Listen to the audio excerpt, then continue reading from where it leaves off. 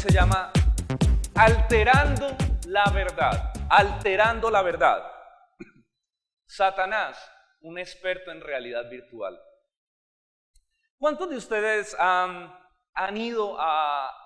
Ustedes han visto que se ha puesto de moda algo que llama las gafas de una experiencia o una realidad virtual, ¿verdad? ¿Cuántos han ido a los centros comerciales que han visto unas máquinas que a usted le ponen unas gafas y usted le hacen ver toda una realidad dentro de esa máquina, ¿verdad? Pues que tal vez usted está dentro de una montaña rusa, que tal vez usted está peleando con zombies o no sé, una cantidad de cosas, y esas gafas lo hacen meter a usted como en un mundo que usted cree que es verdad, y uno inclusive, ¿verdad? Uno allí, ay, ¿qué pasó? Bueno, ok. Eso es algo nuevo que ha salido ahora, que son unas gafas de realidad virtual. Si de pronto no las conoce, sé que esto sí lo conoce. ¿Cuántos han ido a cine a ver una película en 3D? ¿O cuántos tienen un televisor 3D en su casa?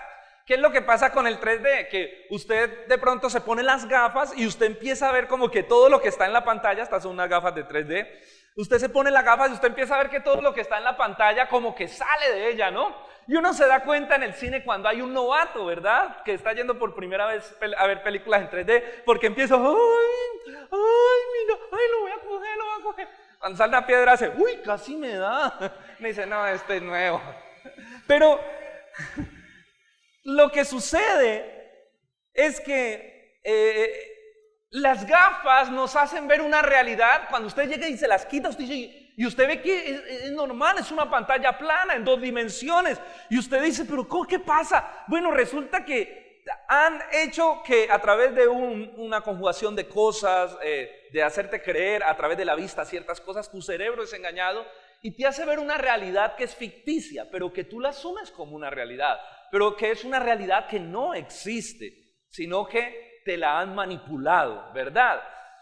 Bueno, yo quiero decirte en esta mañana que lo que siempre ven tus ojos, que lo que tus sentidos ven, no siempre es la verdad, que muchas veces somos engañados. Muchas veces somos engañados. Una manera de ser engañado nuestro cerebro y nuestros ojos es con esta realidad del 3D, de la realidad virtual. Yo hoy quiero hablarles de que la percepción de la vida ha sido alterada por el pecado. De que nosotros no podemos percibir la verdad y la realidad porque nuestra vida ha sido profundamente afectada por el pecado. Porque el pecado ha depravado las emociones, el corazón, el entendimiento y los sentidos del hombre. Y Satanás ha diseñado un mundo que es una mentira. Y todo mundo cree que está viviendo una realidad.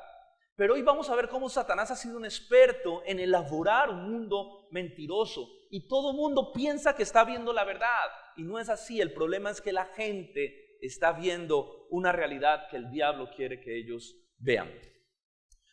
Estamos en las tentaciones de Jesús, Mateo capítulo 4, versículos del 1 al 11, por favor. Dice, tentación de Jesús. Entonces Jesús fue llevado por el Espíritu al desierto para ser tentado por el diablo. Y después de haber ayunado 40 días y 40 noches tuvo hambre. Y vino el tentador y le dijo, si eres hijo de Dios, di que estas piedras se conviertan en pan. Y él respondió y le dijo, escrito está, no solo de pan vivirá el hombre, sino de toda palabra que sale de la boca de Dios. Entonces el diablo le llevó a la santa ciudad, escuche esto, y le puso sobre el pináculo del templo. Y le dijo, si eres hijo de Dios, échate abajo, porque escrito está, a sus ángeles mandará cerca de ti, y en tus manos te sostendrán para que no tropieces con tu pie en piedra. Jesús le dijo, escrito está también, no tentarás al Señor tu Dios. Otra vez lo llevó el diablo a un monte muy alto y le mostró todos los reinos del mundo y la gloria de ellos. Y le dijo, todo esto te daré si postrado me adorares. Entonces Jesús le dijo, vete, Satanás, porque escrito está, al Señor tu Dios adorarás y a Él solo servirás. El diablo entonces lo dejó y aquí vinieron ángeles y le servían. La primera escena que yo quiero que trabajemos esta mañana, la primera escena de este mensaje la he titulado La alteración de la realidad. La alteración de la realidad. Y es que la razón fundamental por la que Jesús responde, ¿cómo respondió Jesús siempre a las tentaciones? Escrito está, fue la frase introductoria. Jesús usó la palabra y es interesante entender que usó el libro de Deuteronomio, especialmente los capítulos 6 y el capítulo 8 para contestar a Satanás. Jesús siempre contrarrestó la tentación con la palabra y dijo escrito está, porque la palabra de Dios es verdad, la palabra de Dios es la realidad, la palabra de Dios es la que nos muestra la verdad absoluta de las cosas, ¿verdad? Mientras que la tentación siempre es un engaño elaborado por Satanás. El propósito de Satanás en cada tentación es mostrar algo como verdad, cuando en el fondo es una mentira. Cuando Satanás siempre presenta la tentación esa, cualquier tentación que presenta al ser humano, Satanás tiene la intención de presentar algo como verdadero, cuando en el fondo es mentira. Por ejemplo, Satanás siempre presenta el pecado como algo agradable, ¿verdad?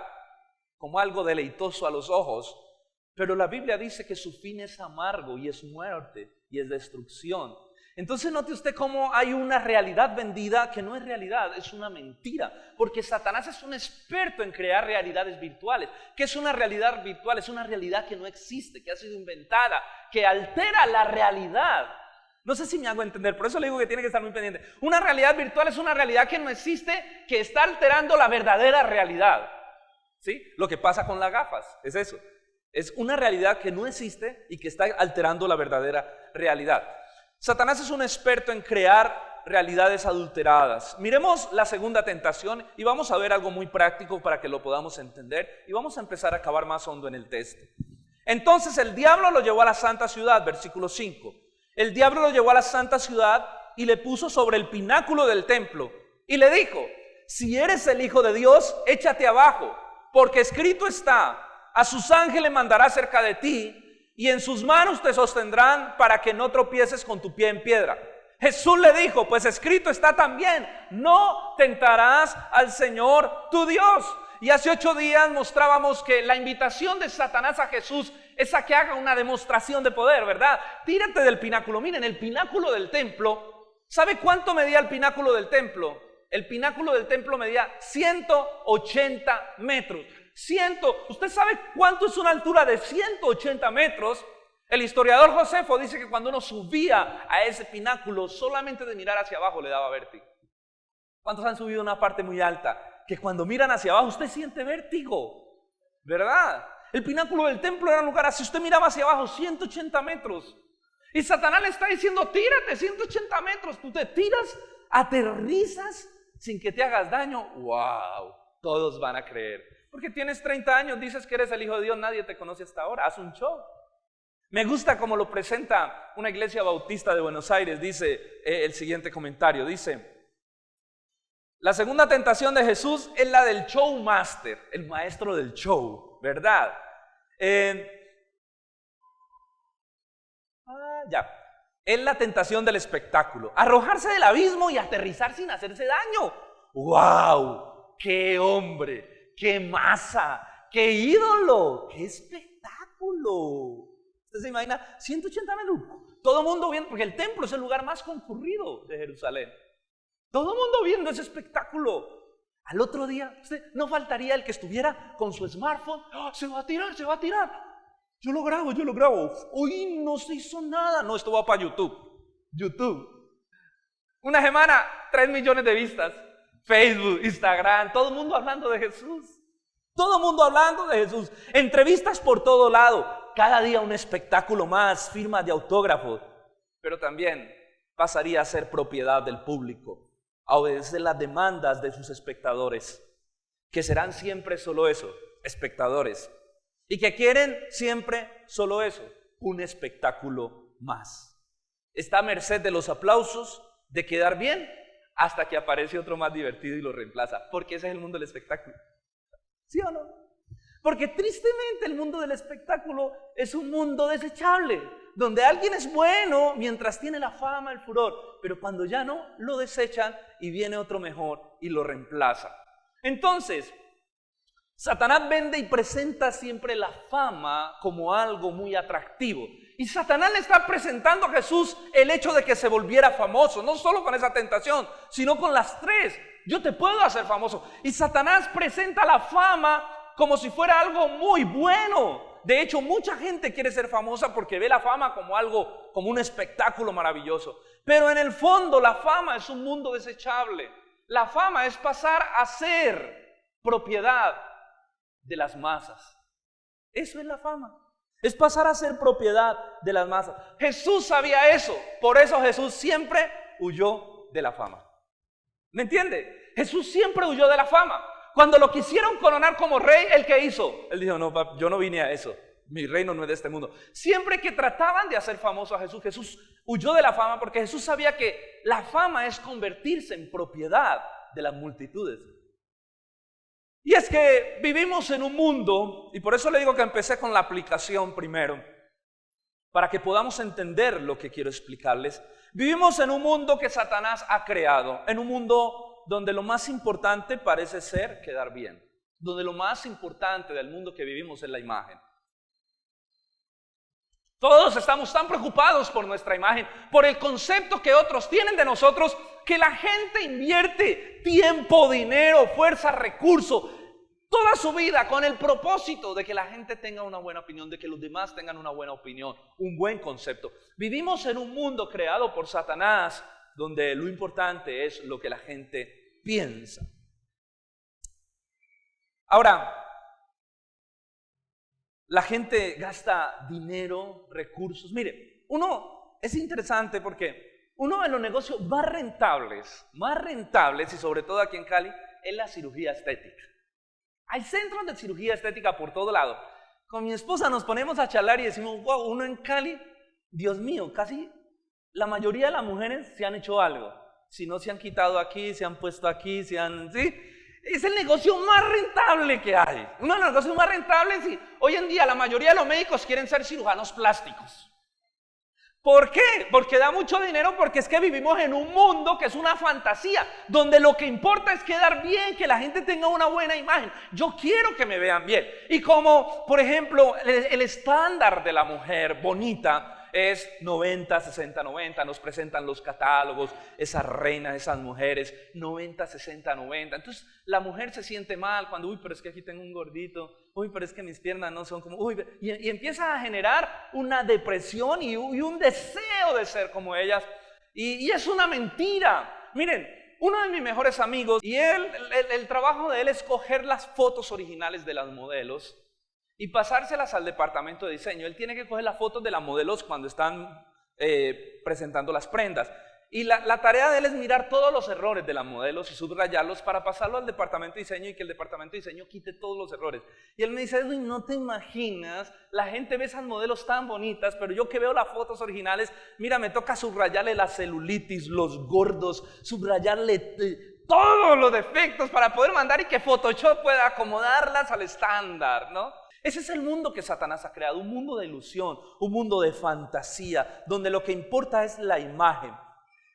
Las personas ponen su mejor cara mostrando al mundo que están bien, cuando la verdad del corazón humano es que el corazón humano está deteriorado y está destruido. Es que la gente no está bien porque el pecado ha dañado, ha depravado, ha destruido. La gente está mal y la gente pone su mejor cara para que la gente vea su mejor cara, pero la realidad es que el pecado ha dañado y ha deteriorado profundamente el corazón humano.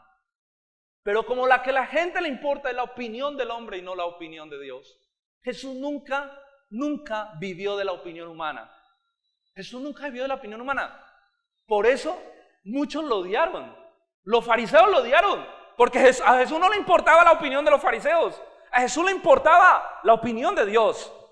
Y Dios en 2 ocasiones dio su opinión con respecto a Jesús. La primera de ellas fue en el bautizo. Cuando le estaban bautizando, los cielos se abrieron y salió una voz del cielo que decía, este es mi hijo amado, en el cual tengo complacencia.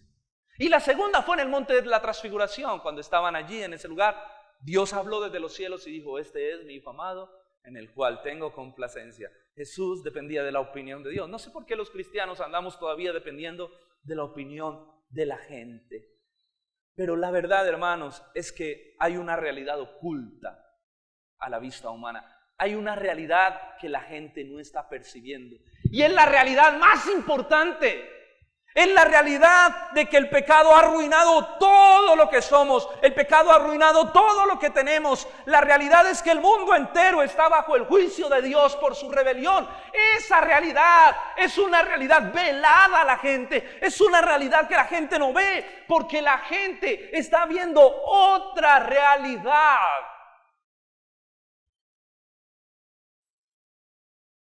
Vivimos en un mundo que es un teatro, donde todo el mundo está jugando a hacer su mejor actuación.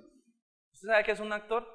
Un actor actúa una mentira, un mundo ideal, y eso es el mundo, es un teatro grande donde todo el mundo está jugando a actuar su mejor papel, cuando en el fondo, el ser humano ha sido destruido y dañado por el poder del pecado. Por eso cuando Jesús habla del mundo, casi siempre que Jesús mencionaba el mundo en los evangelios, habla de el engaño de este mundo, las riquezas. Por ejemplo, en la parábola del sembrador hay un versículo donde Jesús dice: porque el engaño de este mundo, las riquezas de este mundo ahogan la palabra en muchos y las hace infructuosas. Es decir, el mundo es una falacia, es una mentira, es un engaño. Yo necesito que usted entienda esto, porque esto está totalmente relacionado con el plan de la redención. La pregunta es: ¿ese fue el mundo que Dios creó? ¿Esa mentira de mundo en el que vivimos fue el mundo que Dios creó? ¿Esa falacia de mundo en el que vivimos fue el mundo que Dios creó? ¿O qué pasó? ¿En qué momento el mundo entró en ese caos? Vamos ahora a nuestra segunda escena. La segunda escena es que tenemos una verdad que ha sido adulterada. Una verdad que ha sido adulterada. ¿Qué es adulterar algo? ¿Qué es adulterar? Cuando dicen que ese medicamento es adulterado, que ha sido dañado, ¿por qué? Porque han cogido medicamento bueno, lo han mezclado con otras sustancias que no son medicamentos y lo han adulterado, es decir, no tiene el efecto. Adulterar algo es coger la verdad, mezclarle una buena dosis de mentira para producir una verdad adulterada. Uno de los atributos de Dios es que Dios es veraz, es verdadero, ¿sí o no? O sea, dice la palabra, Él no es hombre para mentir ni hijo de hombre para arrepentirse. O sea, Dios es veraz. ¿Y qué es veraz? Que lo que Dios dice es la verdad. Dios nunca miente. Dios nunca podrá decir algo que no esté acorde con la realidad, porque su naturaleza es verdadera, porque Él es la verdad absoluta. Él es verdad. Su esencia es verdad. Nunca podrá decir nada que no sea verdad. Y su palabra es la verdad. Jesús dijo: santifícalos en tu verdad. Tu palabra es la verdad. Entonces miremos que este mundo no fue el mundo que Dios creó, porque el mundo, en Génesis capítulo 1, ¿por qué fue hecho? ¿Por qué fue hecho el mundo? ¿Por qué fue hecho? José, ¿por qué fue hecho? Por la palabra. ¿Y qué es la palabra? La verdad. O sea que el mundo fue cimentado y fue fundado sobre la verdad. El mundo fue hecho por la palabra, que es la verdad. Es decir, que Dios creó un mundo verdadero, fundamentado en la verdad. ¿Cómo fue hecho el hombre? ¿Por qué fue hecho el hombre? Pues fue hecho del barro. Pero ¿cómo le dio vida a Dios al hombre? ¿A través de qué? De la verdad. Dios habló vida, sopló palabra, habló palabra, y la palabra vitalizó, dio vida al hombre. Es decir, que el hombre fue creado por un fundamento de verdad. Lo que Dios hizo en un principio, Génesis capítulo 1, todo fue cimentado y establecido sobre la verdad perfecta de Dios. Pero hubo un momento donde esa verdad fue adulterada y todo lo que Dios creó fue adulterado. Génesis capítulo 3, recuerdan la caída del hombre. Y de esto hablé un poquito hace 8 días y quisiera profundizar hoy para hilar todo en el propósito de la salvación. Miren, recuerdan que Dios viene y le dice a Adán y Eva, Dios crea un mundo de verdad, Dios crea al hombre cimentado en la verdad. Y Dios le dice a Adán y Eva, le dice, de todos los árboles del huerto puedes comer, pero de ese no comas, porque el día que tú comas del árbol del conocimiento del bien y del mal, ese día tú vas a morir. Bueno, luego llega el tentador, igual que cuando Jesús llega Satanás a tentar a Adán y le dice, mira, bueno, tienta a Eva, le dice, mira, con que Dios os ha dicho, o sea, coge la palabra de Dios, con que Dios os ha dicho, pero la adultera, que no coman de ningún árbol del huerto. Eso fue lo que Dios dijo, ¿no? Dios dijo, no coman de ese. Satanás la adultera, coge la palabra que es verdad, con que Dios os ha dicho que no coman de ningún árbol del huerto. Eva le dice, no, Él nos dijo que de todos podemos comer menos de ese. Ah, ok. ¿Sabes qué es lo que pasa? que Dios sabe que el día que ustedes coman de ese árbol serán abiertos sus ojos y podrán conocer el bien y el mal. Entonces Satanás adultera la palabra, Satanás tienta a Adán y a Eva con una verdad adulterada. Eva y Adán toman esa mentira, y desde que Adán y Eva toman esa mentira, toda la realidad del hombre fue adulterada.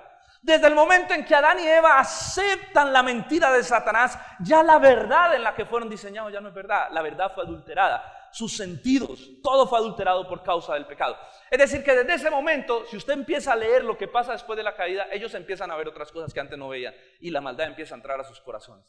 El uno le echa la culpa al otro, ¿sí me entiende? Empiezan a ver una cantidad de cosas donde ya no hay una verdad en la que Dios creó en un estado de inocencia, sino que hay una verdad adulterada. Adán y Eva empiezan a ver otra. Es más, se dieron cuenta que estaban desnudos. Dios les dice, ¿quién les dijo que estaban desnudos? Entonces empiezan a ver otra realidad. Satanás adultera la verdad. Desde ese momento es que el mundo, la verdad de Dios quedó adulterada y el hombre quedó ajeno a la verdad. Desde ese momento el hombre quedó ajeno a la verdad. Ya el hombre no podía ver la verdad, no podía percibir la verdad. Porque hay un engaño, una mentira con la que fue velado el entendimiento humano. En ese conocimiento, en ese pecado que adquirieron, el entendimiento humano fue velado de la verdad. Por eso Pablo dice en 1 Corintios que Satanás veló el entendimiento de los incrédulos para que no les resplandezca la luz del evangelio. O sea, hay un velo. La verdad no puede ser percibida porque el entendimiento del hombre fue entretejido con la mentira. No se puede percibir la verdad. Ahora usted me va a decir, pastorito, ¿esto qué tiene que ver con la tentación de Jesús? Ya me enredó. ¿Qué tiene que ver esto con las tentaciones? Todo. Todo. ¿Por qué? Jesús viene a remediar el daño cometido por Adán. Eso es lo que Jesús viene a hacer, a remediar la embarrada que cometió el primer hombre. Entonces note usted que cuando las tentaciones empiezan, el mismo texto empieza diciendo Jesús fue llevado por el Espíritu. ¿A dónde? ¿Quién llevó a Jesús a ser tentado? ¿Fue que el diablo se metió ahí? No. La soberana voluntad de Dios toma a Jesús y lo lleva al desierto. De hecho, la palabra griega para llevar es ekbayo, que significa lanzar, tirar hacia adelante. El Espíritu Santo toma a Jesús y lo tira a la tentación, lo pone en la tentación, porque era necesario para el plan salvífico que Jesús pasara por ese lugar. Era vital, era necesario. Adán cayó, Jesús tenía que remediar la caída. El propósito de Dios era llevar a Jesús a ser tentado por el diablo. Miren, la Biblia cataloga, ¿sabe cómo cataloga Pablo a Jesús? Como el segundo Adán. Por si nunca lo ha leído. Vamos por favor, sin perder, póngale un separador o algo. Vamos por favor a primera a los Corintios, capítulo 15, versículo 21 y 22. Por cuanto la muerte entró por un hombre, también por un hombre la resurrección de los muertos. Recuerden que primero a los Corintios 15 Pablo está hablando de la resurrección de los muertos y de la glorificación de los redimidos. Entonces dice, por cuanto la muerte entró por un hombre, también por un hombre entró la resurrección. Porque así como en Adán todos mueren, también en Cristo todos serán vivificados. Ahora vamos al versículo 45. Así que también está escrito, fue hecho el primer Adán alma viviente y el postrer Adán espíritu vivificante. O sea, la Biblia llama a Jesús el postrer Adán, el segundo Adán, espíritu vivificante. Así que Jesús viene como el segundo Adán. Eso es muy importante entenderlo, lo que significa que Jesús viene a remediar lo que el primer Adán se tiró. Jesús viene a remediar el mundo que el primer Adán permitió que se creara, que Satanás creara. Jesús viene a remediar ese problema. Y para eso era necesario que Jesús viviera como hombre. ¿Por qué creen ustedes que Jesús no podía venir como Dios? Ustedes saben que dentro de nuestra teología entendemos la encarnación como que Dios se hizo hombre. Dios, el Dios supremo eterno, se hizo hombre, se encarnó, habitó entre los hombres. Para Jesús poder salvarnos necesitaba ser hombre para poder ser el segundo Adán. Por favor, mírelo conmigo en Filipenses capítulo 2, versículo del 5 al 8. Filipenses 2 del 5 al 8. Ahí vamos a entender todo esto de las tentaciones, que es mucho más profundo que el solo hecho de sacar las aplicaciones que hemos sacado. Está relacionado con nuestra salvación. Filipenses capítulo 2, versículo del 5 al 8. Dice así la palabra del Señor: haya pues en vosotros este sentir que hubo en Cristo Jesús, el cual siendo en forma de Dios, o sea, el cual siendo Dios, no estimó el ser igual a Dios como cosa que aferrarse, sino, por favor, mire esto, se despojó a sí mismo. ¿Qué quiere decir? Que se quitó sus atributos de Dios y tomó forma de siervo y se hizo semejante a los hombres. Y estando en la condición de hombre, o sea, no solo se hizo hombre, sino que Pablo dice que se humilló a sí mismo, haciéndose obediente hasta la muerte y la muerte de cruz. O sea, Jesús se humilló, no solo se hizo hombre, se tomó la condición de siervo y obedeció hasta la obediencia más profunda, que era morir en un madero. Pero Pablo nos enseña que Jesús se despojó de sus atributos, y eso es muy importante. Porque Jesús, para poder salvarnos, Jesús tenía que vivir como hombre, no podía vivir como Dios. Porque el que la embarró fue un hombre y el que nos salvó tenía que ser un hombre. Jesús, siendo Dios, tuvo que despojarse de sus atributos de Dios. Ahora usted me dice, pastor, pero Jesús hizo milagros, ¿no? Sí, pero todos los milagros que Jesús hizo, los hizo en el poder del Espíritu Santo. Por eso necesitó ser bautizado con el Espíritu también. Soy claro. Por eso no podía ceder a la tentación de convertir, por ejemplo, las piedras en pan, porque sería usar su poder de Dios. Él necesitaba esperar la provisión de Dios. Por eso no se podía tirar del pináculo del templo, porque él tenía que sujetarse a todas las normas de la vida humana. Jesús usted lo ve durmiendo, Jesús usted lo ve comiendo, Jesús usted lo ve estudiando. Dice que él crecía en estatura, en gracia y en sabiduría. Jesús usted lo ve sentado con los maestros de la ley preguntándole, estudiando la escritura. A Jesús usted lo ve creciendo. Jesús tenía que vivir todos los parámetros humanos y ser humano en todas sus formas. Es más, tenía que sujetarse a las leyes físicas de la vida. Jesús tenía que sujetarse a la ley de la gravedad. Por eso no se podía tirar, porque rompería una ley. O sea, Jesús, en el momento que Jesús deje de ser hombre y empiece a funcionar en sus poderes divinos, ya no puede ser el segundo Adán, ya no nos puede salvar. ¿Quedamos claros? O sea, en ningún momento Jesús podía usar sus atributos divinos, porque en el momento que Jesús use sus atributos divinos ya no puede ser el segundo Adán, porque la palabra Adán significa humanidad, hombre. Jesús tenía que ser hombre, un hombre dependiente 100% del Espíritu Santo.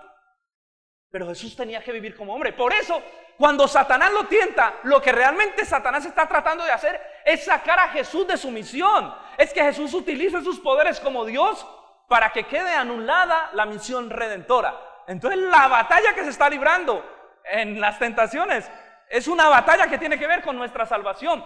¿Por qué cree usted que Jesús se preparó? Jesús no fue tentado de inmediato. Fue tentado 40 días después de haber ayunado, de haber orado, de haber meditado en la palabra. Cuando Jesús se enfrenta a Satanás, Jesús lo enfrenta desde una preparación espiritual que tuvo ya de 40 días de ayuno y oración. Y me parece interesante entender esto, porque eso nos muestra que Satanás no es un enemigo tan fácil como mucha gente lo ve y piensan que de manera muy sencilla pueden batallar contra Satanás. Bueno, aunque eso sería otra predicación. Realmente él es un ángel que fue creado en una sabiduría que fue corrompida, pero su poder, aunque es ilimitado comparado con el poder de Dios, no podemos hablar de un dualismo, porque Dios siempre será 1000 veces, 100,000, 1,000,000, el infinito y más allá de veces más poderoso que Satanás, porque Dios es omnipotente, Satanás es limitado.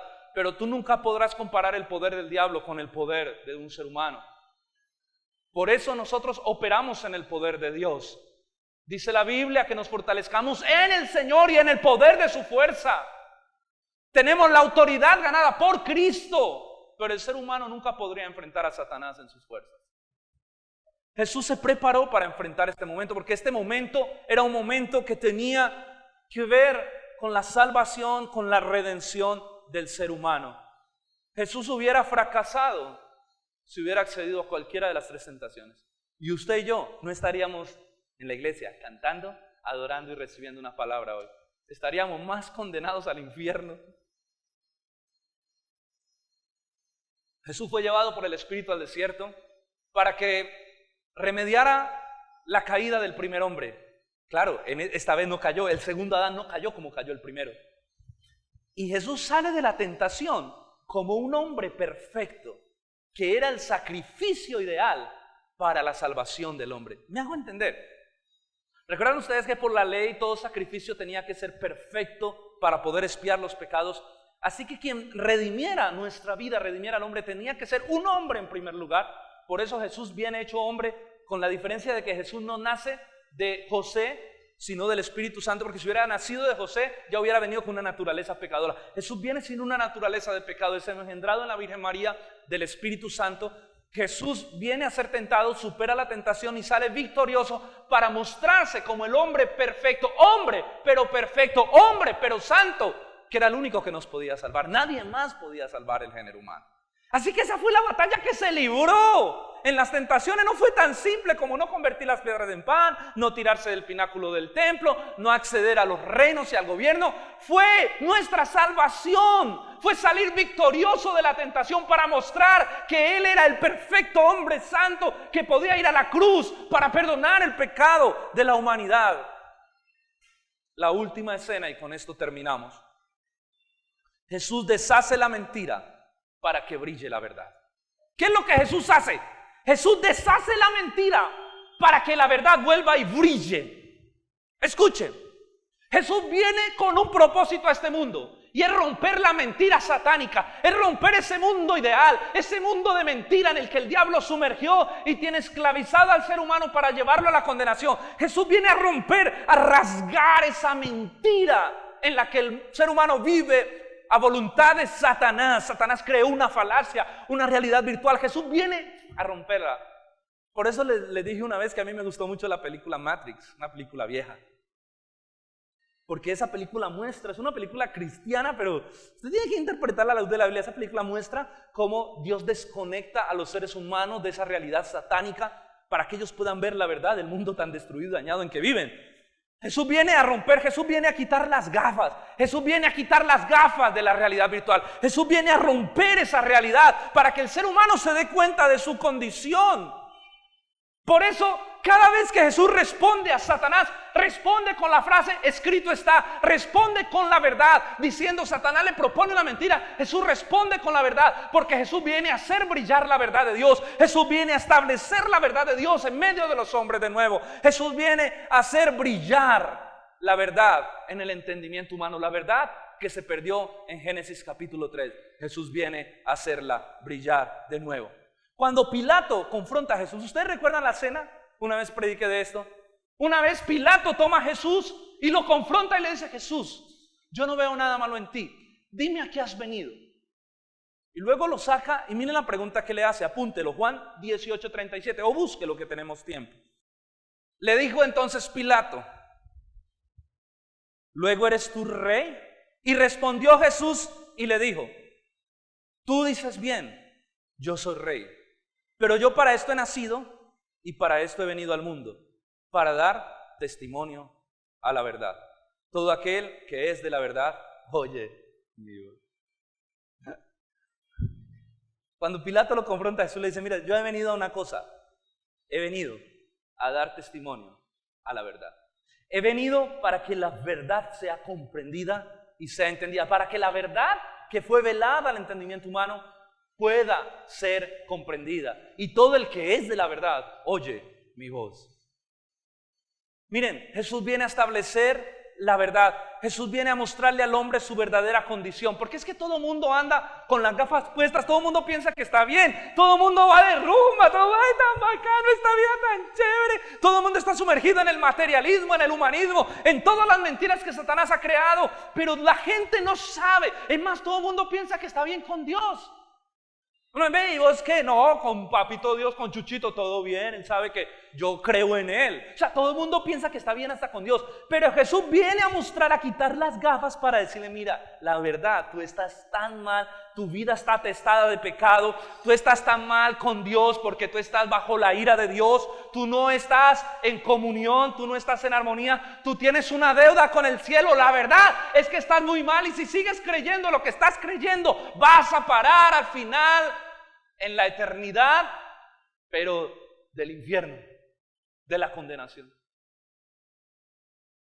Jesús viene a establecer la verdad de todas las cosas, la verdad que se perdió en Génesis capítulo 3. Él mismo dijo: yo soy la verdad. Yo soy la verdad. Porque ¿sabe quién es Él? Él es el Verbo hecho carne. Él es la palabra encarnada de Dios. Él es la verdad divina, el conocedor profundo de todas las cosas de Dios. Cristo es la verdad encarnada, la verdad revelada a los hombres. Él es la verdad. Él viene a librar al hombre del engaño satánico. Por eso sus frases a los fariseos fueron: y conoceréis la verdad, y la verdad os hará libre. ¿De qué os hará libre la verdad? De esto. ¿De qué nos hará libre la verdad? De esto, del engaño, de la falacia. Conclusión: obedecer la verdad va a garantizar la salvación de nuestra vida, de nuestra alma. Obedecer la verdad va a garantizar que la verdad empiece a operar en nosotros de tal manera que todas las mentiras que en este mundo mentiroso el diablo nos ha metido en la mente, a medida que tú profundizas en la verdad, a medida que tú estudias la verdad, a medida que tú vas a la palabra de verdad, toda la mentira, todo el engaño, toda la falacia del diablo con la cual nos ha engañado empieza a ser desarraigada. Pero permanecer en la mentira va a significar la muerte eterna y la muerte engañados. Y qué triste es cuando una persona se da cuenta que ha sido engañada. Pero todo aquel que no obedezca la verdad, Jesús dijo, ya ha sido condenado porque no ha creído en el unigénito Hijo de Dios. Y va a ir engañado a la condenación eterna. Qué triste va a ser ese final para las personas que no acepten la verdad. Ahora yo te voy a decir algo. El establecimiento de esa verdad se hizo a un precio muy alto. Para que tú y yo pudiéramos ser desvelados de la mentira y obedecer a la verdad, significó que Dios tuvo que entregar a su Hijo, a su único Hijo, que era el único que podía hacer esta obra, para que todo aquel que en Él crea no se pierda y tenga vida eterna.